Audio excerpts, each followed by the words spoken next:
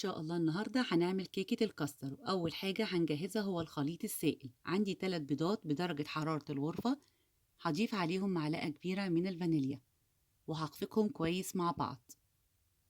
هضيف كوباية من السكر، طبعا السكر هنا حسب رغبتك، عايزة تزودي أو تقللي حسب رغبتك، بس الكوباية هتكون مناسبة لأني لسه هضيف سكر على الكاستر وهخفقهم مع بعض.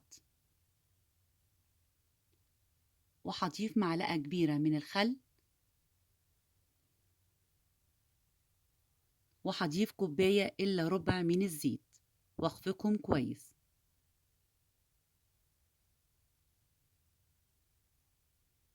وهضيف كوباية من اللبن. طبعا المكونات كلها بدرجة حرارة الغرفة، مكونات سهلة جدا وبسيطة وموجودة في أي بيت. عندي كوبايتين من الدقيق هنخلهم مرة واتنين علشان الهواء يدخل.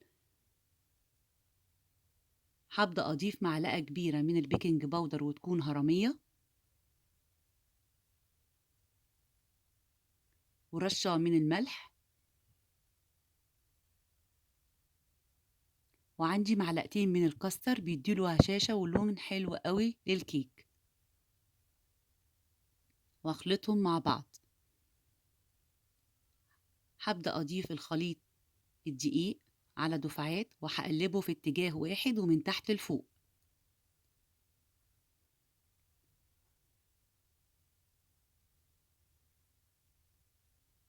وهنزل بالباقي بالشكل دوت وهخلطه كويس. وحاولي ما تبالغيش في الضرب كتير، كده حلو قوي. هبدأ أجهز عندي قوالب أو صواني حسب الموجود عندك، هتدهنيه بمادة دهنية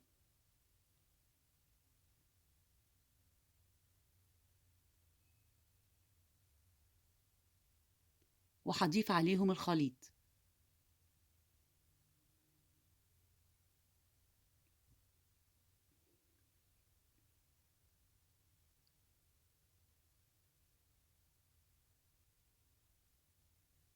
طبعا أنا ما بملاش القوالب أو الصينية للآخر علشان لسه هيرتفع معايا الكيك ولسه هضيف عليه الكاستر. هدخله على درجة حرارة 180 لمدة 35 دقيقة، هيطلع معايا بالشكل دوت. هختبره طبعا بأي خلة شيش طاووق، أي حاجة عندك تختبريه بيها.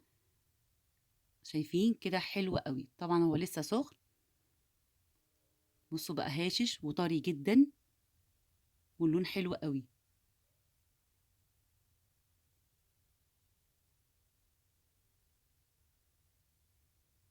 هسيبه بقى يبرد شوية لغاية ما أعمل الكاستر.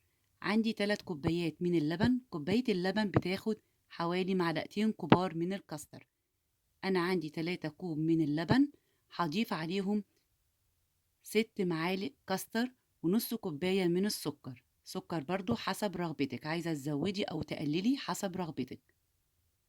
أضفت الكاستر كده كله طبعا على البارد، هقلبه هو قبل ما أحطه على النار وأتأكد إن السكر والنشا داب بالشكل دوت. هضيفه على النار وأتأكد إن هو بدأ يتقل معايا ووصل للمرحلة ديت، ولا هو خفيف ولا هو سميك، حلو قوي كده. هبدأ أضيفه وهو سخن على الكيك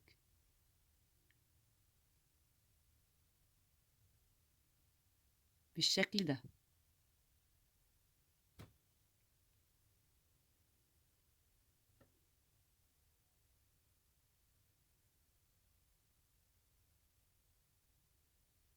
وابدأ أزينه بأي حاجة عندك، مكسرات، أي حاجة. أنا عندي هنا شوكولاتة ألوان، وأصبح معايا جاهز وكريمي. لو عجبكم الفيديو ما تنسوش تشتركوا معايا بفعيل الجرس وسبسكرايب عشان يوصل لكم كل جديد. شايفينه كريمي وحلو ازاي؟